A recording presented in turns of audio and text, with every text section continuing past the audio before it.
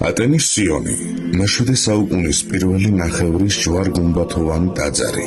ქართული საეკლესიო ხუროთმოძღვრების ერთ-ერთი უმნიშვნელოვანესი ძეგლი. ტაძარი მდებარეობს გორიდან 12 კილომეტრში, ატენის ულამაზეს ხეობაში, მდინარე ტანას მარცხენა ნაპირზე. იგი აღმართულია ფრიალო კლდის კიდეზე, საყრდენი კედლით გამაგრებულ ბაქანზე, საიდანაც მთელ ხეობას გადაჰყურებს. საკურთხეველი ორი საფეხურითაა ამაღლებული. აქვე დაცულია უძველესი ტრაპეზი, რომლის გვერდებზე მსახურთათვის განკუთვნილი დასაჯდომი საფეხურებია მოწყობილი. ატენის სიონი განსაკუთრებულია არა მხოლოდ არქიტექტურით, არამედ თავისი მხატვრული და ისტორიული მნიშვნელობითაც. ტაძრის კედლებზე შემორჩენილია უნიკალური ქართული, ასომთავრული წარწერები, რომლებიც სხვადასხვა ეპოქის ისტორიულ მოვლენებს, პიროვნებებსა და თარიღებს გვამცნობენ.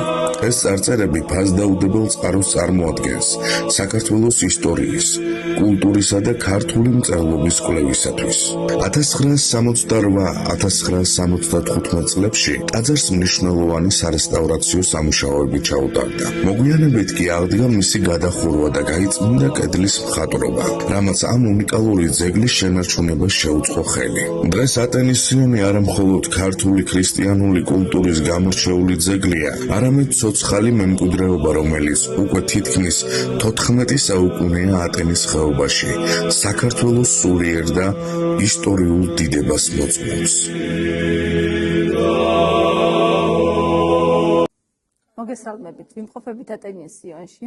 ტაძარია მე-7 საუკუნის ღვთისმშობლის მიძინების სახელობის. მე-5 საუკუნეში იდგა აქ ბაზილიკა. ბაზილიკიდან გვაქვს შემორჩენილი რელიეფური ქვები, რომელიც არის გარედან ჩაშენებული. ფრესკები გვაქვს ძირითადად შემორჩენილი მე-11 საუკუნის, შიგნითა ფენა არის მე-9 საუკუნის და კიდევ გვაქვს ერთი რამოდენიმე ფრესკა მე-7 საუკუნისაც. ეს ყვავებული ჯვრები ორი ცალიღაა შემორჩენილი, ერთი ეს და ერთი იქთა მხარეს მე-7 საუკუნისა. კონქში არის ღვთისმშობელი, მთავარანგელოზი გაბრიელით და მიქაელით. დაბლა არიან წმინდა მამები. მაგალითად, წმინდა ნიკოლოზი ჩანს ძალიან კარგად. აქეთ არის ასახული ღვთისმშობლის ცხოვრება, მთავარანგელოზი გაბრიელმა რომ ახარა, ღვთისმშობელი და ელისაბედის შეხვედრა, იოსების სიზმარია კარგად ჩანს, წყლით გამოცდა, შობა. კიდევ გვაქვს ძველი წარწერები მე-9 საუკუნის. ეს წარწერა არის 853 წლის წარწერა, არის ასომთავრული შესრულებული ოქროსფერი მელნით. აქ წერია ბუღათურქი რომ შემოესია თბილის და გადაწვა მაღაზიან ამბობი. აქეთ მეორეთ მოსვლის სცენა არის, უფალეზის გაკითხვის დღე არის, მარჯვნივ 64 იყო, აქეთ ჯეჯოხეთი იყო, მაგრამ სამწუხაროდ ჯეჯოხეთის ფრესკები აღარ ჩანს. მე-19 საუკუნეში ტაძარი მიგდებული იყო, თივა ეყარა აქ და გადაიწვა, ხანძარი მოხდა. მე 1970 წელს გაიწმინდა ფრესკები და დაკონსერვდა, რაც შემორჩა. დაბლა წინასწარმეტყველები არიან ძველი აღთქმიდან. ესენი კი ჩვენი მეფეები არიან. ეს უკვე მოგვიანებით ცოტა მერე მოიხატა. გიორგი ჭყონდიდელი, დავით აღმაშენებელი, ბაგრატ მეოთხე, სუმბატ აშოტიძე, მისი შვილი, გიორგი მეორე და მისი მეუღლე.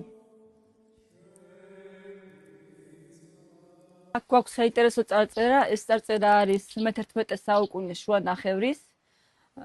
ბაგრატ მეოთხის ბრძანებაა შემორჩენილი, სადაც ბაგრატ მეოთხემ ბრძანა ქალაქი, რომ აშენებული იყო ატენში.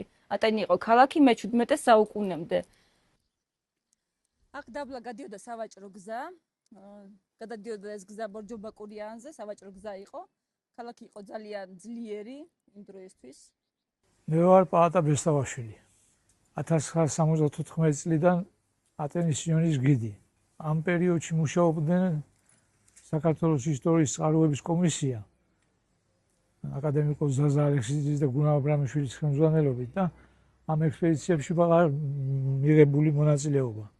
ატენის სიონი ძალიან ძველი ეკლესიაა, აგებულია მე-7 საუკუნის 60-იან წლებში და უფრო ადრეული პერიოდები გვაქვს მე-5 საუკუნის კლასიკური ბაზილიკა, რომელიც მოქცეულია ეკლესიის ქვედა ფენებში და ის ბაზილიკაც დგას სხვა ეკლესიაზე. ასე რომ რამდენიმე წინა პერიოდი გააჩნია ატენის სიონს. ძალიან საინტერესო მისი არქიტექტურული გადაწყვეტა. საინტერესოა რელიეფური მხატვრობა, კედლის რელიეფური მხატვრობა. საინტერესოა ფერწერა ატენის სიონში. ყველაზე ძველი მხატვრობის ფრაგმენტები გვაქვს მე-7 საუკუნის 80-იანი წლების. განედლებული ჯვრები, აყვავებული ჯვრები, ასეთი ფრესკული ფრაგმენტები გვაქვს ატენის სიონში. შემდეგ მოდის მე-9 საუკუნის ანიკონური მხატვრობა და უკვე მე-11 საუკუნეში მთლიანად მოიხატა მთელი ეკლესია.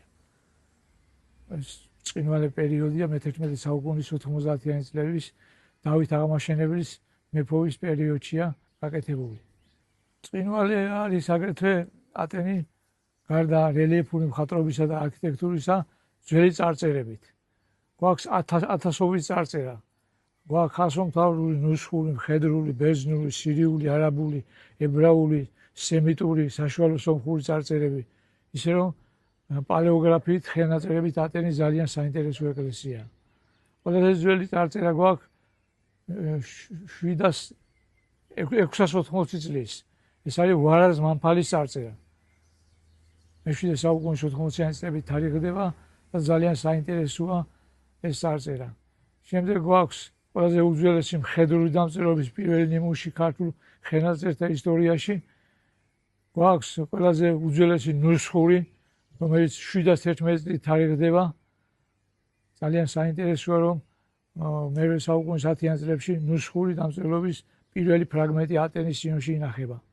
მოხსენებულია მეფეები, დავით აღმაშენებელი, ბაგრატ მეოთხე, გიორგი მეორე, სუმბატ აშოტიძე, ადგილობრივი მმართველი ატენის სიონის.